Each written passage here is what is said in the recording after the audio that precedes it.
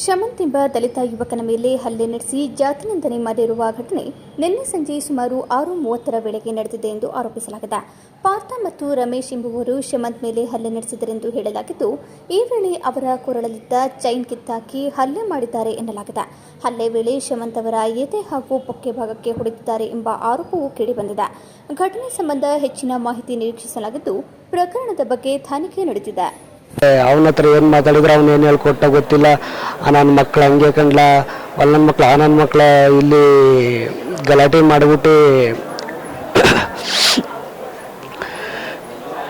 ನನ್ನ ಮಕ್ಳ ಹತ್ರ ಮಾತಾಡೋಕೆ ಹಾಕಲ್ಲ ಕಣಯ್ಯ ಅಂತ ಹೇಳ್ಬಿಟ್ಟು ಅವ್ನಿಗೇನು ಹೇಳ್ಕೊಟ್ನೇನೋ ಅವ್ನು ಮುಂದಕ್ಕೆ ಬಂದ. ಆಟೋದನ್ನ ಆಯಿಲ್ ತಗೊಂಡು ಬಂದಾದ್ಮೇಲೆ ನೀನಾಗಿರೋ ಹೊತ್ತಿಗೆ ಬಿಡ್ಕಂದೀಯ, ನನ್ನ ಮಕ್ಳನ್ನ ನಾವಾಗಿರೋಷ್ಟೊತ್ತಿಗೆ ಖಾಲಿ ಮಾಡಿಸವು, ಅಂಗಡಿ ಬಾಕ್ಲು ಹಾಕ್ಸವು ಐತ್ ನೋಡು, ನಾಳೆಯಿಂದ ಅವನಿಗೆ ಬೆಳಗ್ಗೆ ಬಾಕ್ಲು ಹಾಕ್ಸ್ತೀನಿ ನೋಡು ಅಂದ್ಬಿಟ್ಟು ಈ ಕಡೆಗೆ ಬಂದು, ನಾನು ಏನು ಬಾಕ್ಲು ಹಾಕ್ಸ್ತೀಯಾ ಅಂತ ಕೇಳಿದ್ಕೆ ಬಾಕ್ಲೆಲ್ಲ ಹಾಕ್ಸೋಕ್ಕಲ್ಲ ಕರೆಕ್ಟಾಗಿ ಮಾತಾಡಿ, ಏನಾದ್ರು ನೀನು ಬಾಕ್ಲು ಹಾಕ್ಸೋಕ್ಕಾಗಲ್ಲ ನಾವು ಇಲ್ಲ ಅವ್ರಲ್ಲ ನಿಂದು ಅಂದ್ಬಿಟ್ಟು ಏಕಿ ಆಟೋದಲ್ಲಿ ಇನ್ನೊಬ್ಬ ಕೂತಿದ್ದ ಅವನ ಜೊತೆ. ಅವ್ನು ಬಂದ್ಬಿಟ್ಟು ಏಕಿ ಹೊಡೆದ ತಕ್ಷಣ ಅವರದ್ದು ಏನೈತೆ ಅದು ಮಾತಾಡು, ಜಾತಿ ಗೀತಿ ಅಂತ ಮಾತಾಡ್ಬೇಡ ಅಂತ ಹೇಳಿದ್ಕೆ ಹೆಚ್ಚು ನಿಮ್ಮನ್ನ ಅಂತ ಹೇಳ್ಬಿಟ್ಟು ಮತ್ತೆ ಹೊಡೆದ್ರು ಅವರು. ಅವನು ಅಷ್ಟೊತ್ತಿಗೆ ನನಗೆ ಹೊಡಿತಾ ಇರ್ಬೇಕಾದ್ರೆ ಪಕ್ಕದ ಅಂಗಡಿನೂ ಬೀಗ ಆಗ್ತಾಯಿದ್ದ ಅಂಗಡಿಯ. ನೀನು ಕೊಟ್ಟಿದ್ಕೆ ನೋಡಿ, ನೀನು ಮಾಡೋ ವ್ಯವಹಾರಕ್ಕೆ ಪಕ್ಕದಲ್ಲಿ ಗಲಾಟೆ ಮಾಡಿ ನಮ್ಮ ಹಿಂಗೆ ಜಗಳಕ್ಕೆ ಬಂದವ್ರೆ, ಅದು ಎಷ್ಟಕ್ಕೆ ಮಾರ್ಕತ್ರ ಮಾರ್ಕೇಳ, ನಿನ್ನ ಕಮ್ಮಿ ಕೊಡಲಿಲ್ಲ ಅಂತ ಜಗಳಕ್ಕೆ ಬರ್ತಾವನೆ ನಿನ್ನಿಂದವ. ನೀವು ಜಗಳಕ್ಕೆ ನನ್ನ ಯಾಕೆ ತೆಗಿತಾವ, ನಿನ್ನ ಬೀಗ ಆಗ್ತಿದ್ದ, ನೀವು ಸೀದಾ ಬಂದು ಅವ್ರ ಜೊತೆ ಸೇರ್ಕೊಂಡು ಅವನು ಬೀಗದಲ್ಲಿ ಬೀಸ್ ಎಲ್ಲ ಹೊಡೆದ್ಬಿಟ್ಟ.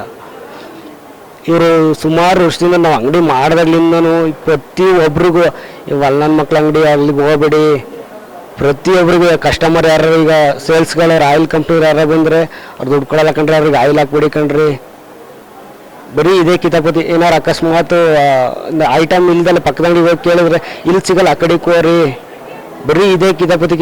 ಅಲ್ಲಿ ಎಲ್ಲ ನೆನ್ನೆನೂ ಗಲಾಟೆ ಆಗಿರೋದು. ನೆನ್ನೆ ಸಂಜೆ 7:15 ಅವರ ಆಟೋದನು ಪಕ್ಕದ ಅಂಗಡಿ ಉಚ್ಚೇಗೌಡ ಅಂತ ಆಟೋಮೊಬೈಲ್ ಅವನು, ಆಮೇಲೆ ಆಟೋದನ ಹೆಸರು ಒಬ್ಬ ಪಾರ್ಥ ಅಂತ. ಅದೇ ಆಯಿಲ್ ತಗೊಳಕ್ಕೆ ಬಂದಾಗ ನಾನು ಕಮ್ಮಿ ಕೊಡಲಿಲ್ಲ ಅಂದ್ಬಿಟ್ಟು ಪಕ್ಕದ ಅಂಗಡಿಲಿ ತಂದ. ಅವನು ಚಾಡಿ ಹೇಳ್ಕೊಟ್ಟ, ನನ್ನ ಮಕ್ಳದ್ದು ಇದೇ ಕಣ್ರಿ, ನನ್ನ ಮಕ್ಳಿಗೂ ಮೆರೆಯಾಕ್ಬಿಟ್ಟು ನಾವು ಹಿಂಗಾಯ್ತೆ, ಯಾರು ಕೇಳೋರಿಲ್ಲ, ನೀನಾಗಿರೋಕ್ಕೆ ಎದ್ರಕಂಗೆ ಕೂತಿ ಅಂದ್ಬಿಟ್ಟು ಅವನನ್ನ ಚೂ ಬಿಡಂಗೆ ಬಿಟ್ಬಿಟ್ಟು ಅವ್ನು ಕೂಡ ಜಗಳ ತೆಗಿಸ್ತ. ಬೀಗ ಕೈ ಜಾಡ್ಸೆಲ್ಲ ಓದ್ಬಿಟ್ರು.